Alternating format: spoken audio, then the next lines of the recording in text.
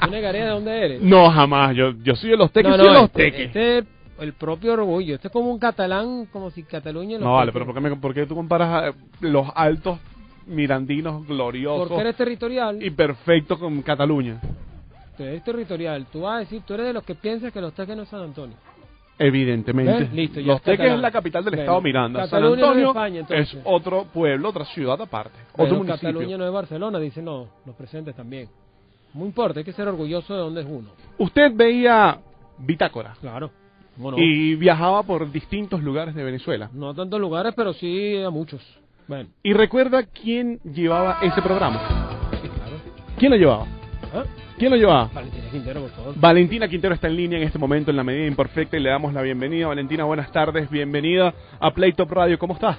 Buenas tardes, Luis Miguel, Giancarlo, ¿cómo andan? ¿Cómo se sienten esta tarde? En Caracas está bellísimo el día. Yo Sí. solo tengo una pregunta inicial. ¿Hay alguna parte del globo venezolano, Valentina, que no conozcas?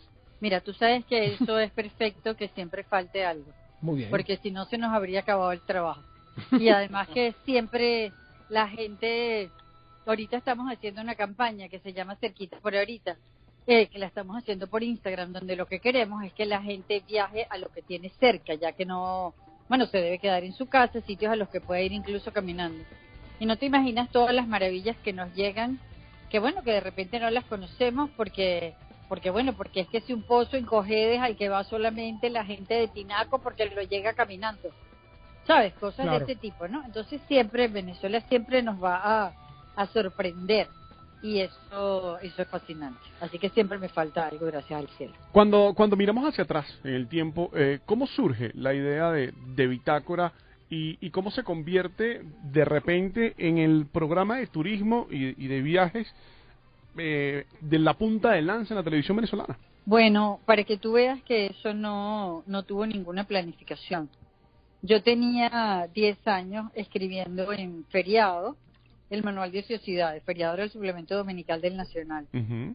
Y era una columna que bueno, donde yo hablaba de todo el país, porque yo siempre he viajado por todo el país, pero no de una manera, no lo hacía de una manera así ordenada para compartirlo, para relatarlo con la gente. Entonces, en una ocasión, los Oteiza, los dueños de Cinesa Video, fueron a hacerle una propuesta, porque ellos querían hacer televisión independiente, y le fueron a hacer una propuesta a Peter Botón, que era el dueño de Radio Caracas. Y Peter les dijo que por qué no hacían algo que fuera un programa de viajes sobre Venezuela, porque ellos le habían llevado algo de una isla del Caribe, de San Martín creo que fue. Y Peter les dijo que por qué no me llamaban a mí, porque él me leía pues los domingos. Y bueno, yo era amiga de los Oteiza de siempre, o sea, porque los conocía. Entonces me llamaron y entonces hicimos un plan y se lo presentamos a Radio Caracas. Tuvimos una reunión donde estaba Peter Botón, mi hermano Enrique Guía, bueno, toda la plana mayor de Radio Caracas. Y bueno, y a ellos les pareció buenísimo. Y entonces hicimos un piloto. Eso fue en el año 94. Nosotros debemos haber ido a grabar como en septiembre, octubre, una cosa así. Hicimos el piloto y salimos al aire en noviembre del 94. Y a partir de allí no paramos durante 15 años hasta que cerraron Radio Caracas. Claro. Pero siempre hubo una idea muy clara, que era que debía ser un programa periodístico donde nosotros le indicáramos a la gente a dónde podía ir, cómo podía llegar, dónde se podía hospedar, qué podía comer, qué servicios se prestaban, y siempre muy rígidos con que eso no podía tener ningún interés comercial. O sea, nosotros nunca íbamos a recomendar algo porque nos hubieran pagado, sino era porque nos parecía que era bueno y que valía la pena. Entonces inmediatamente eso se entendió y por eso siempre tuvimos tanta credibilidad, que bueno, que es la credibilidad que conservamos por haber sido siempre muy estrictos y muy rigurosos con eso, ¿no? Y bueno, y sí, el programa se convirtió en una cosa que ni nosotros esperábamos, porque nosotros salíamos al principio una vez al mes los domingos a las 8 de la mañana, o sea, una cosa prácticamente clandestina. Y en menos de un año ya los habíamos ganado el Premio Nacional de Periodismo, el Premio Monseñor Pellín, porque no había nada similar en la televisión. Y lo extraño fue que nunca, o sea, mientras nosotros estuvimos en el aire en Radio Caracas, nadie hizo un programa similar. No lo hizo Venevisión, no lo hizo Televen, no lo hizo nadie, sino después se salieron algunas cosas, pero ya cuando Radio Caracas no estaba al aire. Claro. Valentina, pudiste estar oriente, occidente, en los Andes, en cualquier rincón de Venezuela, hablar un poco del gentilicio, ¿no?, del venezolano, porque, a ver, a mí me da la impresión, y creo que muchos vamos a llegar ahí, que hasta el mismo venezolano conoce más hasta otros países que lo que tiene dentro de su región. Mira, uno de los objetivos de Bitácora fue mostrarle Venezuela a los venezolanos. Sobre todo, que recuerda que esa era la época de la televisión abierta y Radio Caracas llegaba a cualquier pueblito botado perdido por una montaña. Entonces eso hizo que los andinos supieran cómo pescaban los pescadores margariteños. Y que los pescadores margariteños supieran cómo los guaraos trabajaban el moriche. Y que los guaraos se enteraran de cómo los llaneros arriaban el ganado. Y si bien es cierto que hubo una época en que los venezolanos viajaron mucho al exterior, sobre todo en la época de Cadivi, porque resultaba más barato ir al exterior, porque esa era un precio de mentira, sí hubo una época en que los venezolanos viajaron muchísimo por Venezuela, cuando dejó de haber Cadivi y o sea, yo sí pienso que se empezó a viajar muchísimo más por acá. Porque incluso todos los posaderos y toda la gente con campamentos y eso era del turismo interno. O sea, dejó de venir turismo extranjero, pero el turismo interno era más que suficiente para mantener las posadas, los campamentos, todas las operaciones de turismo, de hacer rafting, de hacer kayak, de todo lo que había, pues. Todo lo hacían eran los venezolanos. Valentina, hay una pregunta que se le hace mucho a la gente, pero una pregunta que pareciera ser superficial, pero que quizás para ti es más complicada. ¿Qué prefiere Valentina Quintero, la playa o la montaña? Ay, qué cómico. Claro, sabiendo todo todos los sitios que has ido. Tú sabes que eso siempre depende como del estado de ánimo. Si yo estoy en una cosa como de jolgorio, de alegría, de ¿sabes? Como de disfrute, no sé qué, probablemente me guste la playa porque es el sol y es el mar y a mí me hace mucha falta.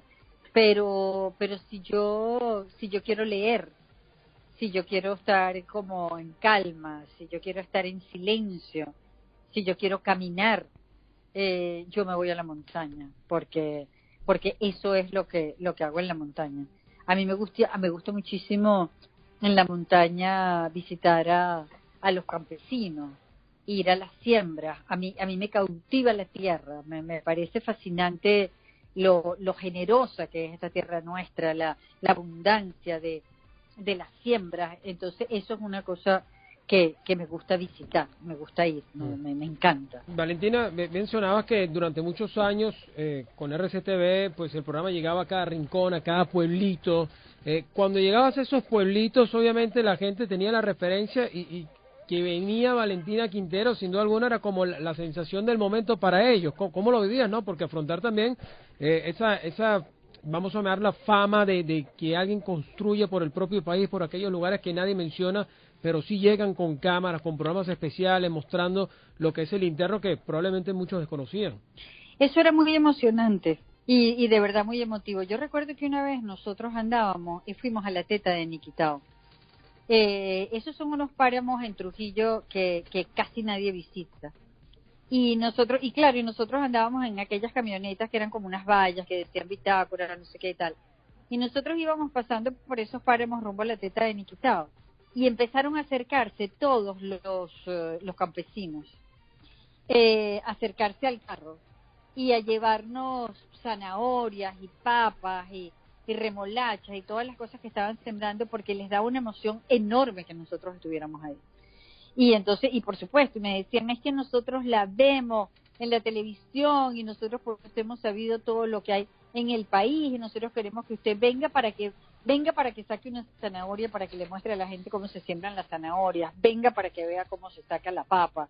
¿sabes? Era de verdad, o sea, el sentimiento era que cuando nosotros llegábamos a un lugar, era como que ese sitio por fin tenía un reconocimiento, como que ahora sí es verdad que Venezuela iba a saber que, qué sé yo, que la teta de Niquitao existía, que el pueblito de Pregonero allá montado en el Táchira, pues usaban las cacharitas, ¿sabes? Que tenía una laguna encantada.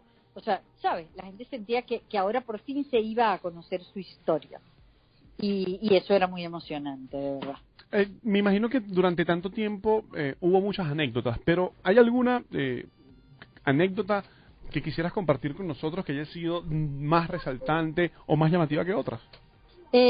Bueno, a mí siempre cuando íbamos al Amazonas, hubo un viaje que nosotros hicimos al Amazonas, que lo hicimos al Alto Orinoco, y estuvimos 13 días montados en un barquito, navegando por el Cassiquiare, y después llegamos al Río Negro, y habíamos aterrizado en La Esmeralda, y visitamos a las comunidades Yanomami.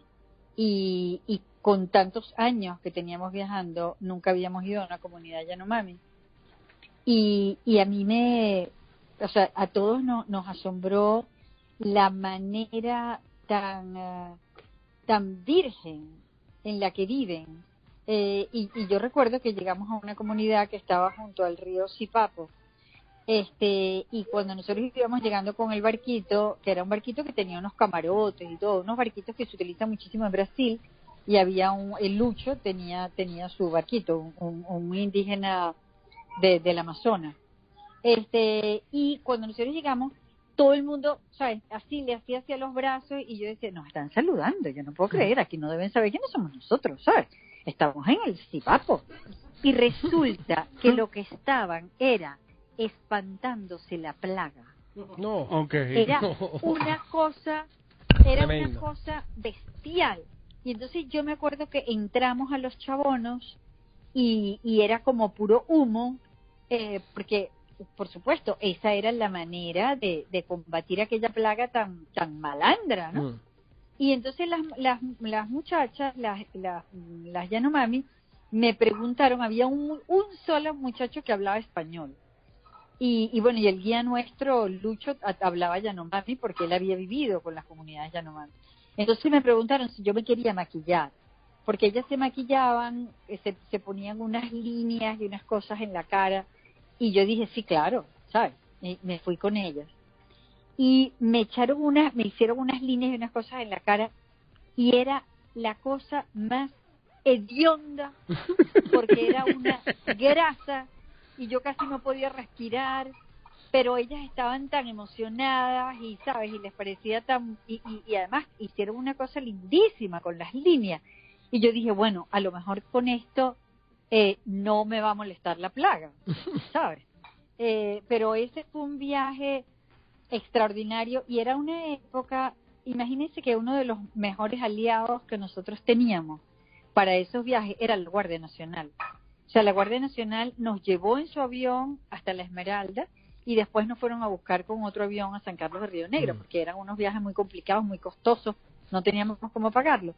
Pero cuando llegamos a San Carlos de Río Negro, por ahí está la piedra del Cocuy, pero estaba un poco lejos, y yo quería llegar a la piedra, y si lo hacíamos en el barquito era como todo un día navegando. Entonces yo fui al comando de la Guardia, porque ellos tenían unas lanchas que las llamaban las pirañas, que eran unas lanchas súper veloces. Yo le dije, yo quiero que usted me preste una lancha de esas para llegar a la piedra del Cocuy. Me dijo, bueno, pero tiene que pedir permiso en Puerto Ayacucho, y se comunicaron con radio. Y nos prestaron la lancha. Y los llevaron. Y habían tenido un problema, y nos llevaron, pero habían tenido un problema con Colombia, que estaba enfrente, ¿sabes? El río, el otro margen del río era Colombia. Me dijeron, bueno, pero puede ser peligroso, señora Valentina, porque imagínese, hemos tenido problemas con ellos.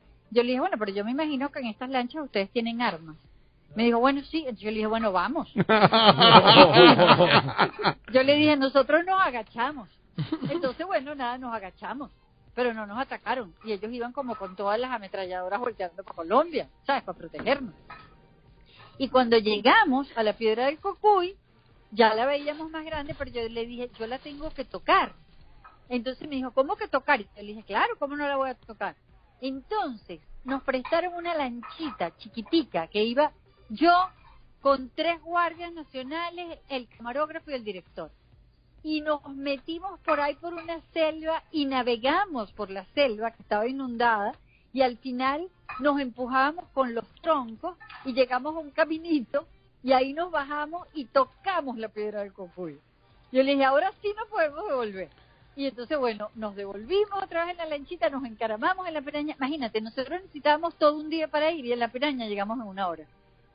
No. Entonces, claro, era un país en el que diferente. de verdad, sí, no te imaginas lo que era la Guardia Nacional con nosotros. Helicópteros, aviones, lanchas, protección, lo que necesitáramos nos lo daba la Guardia Nacional en todas partes. Nos respetaban muchísimo, nos querían muchísimo. Y yo pienso que todavía cuando yo ando por las carreteras y son guardias que saben de bitácora, inmediatamente me saludan. Pase, señora Valentina, imagínese, no faltaba más, no sé qué, ¿sabes? Se reconoce pues ese trabajo, ¿no? De mostrar el país. Seguro. Bueno. Valentina, te queremos agradecer por estos valiosos minutos. Sabemos que es poco tiempo, pero bueno, muy agradecidos porque disfrutamos por muchos años tu programa. Además, tan bello, qué chévere, qué chévere. Es más, creo que Un sepa abrazo. que lo más exótico que llegué yo fue el Sinaruco.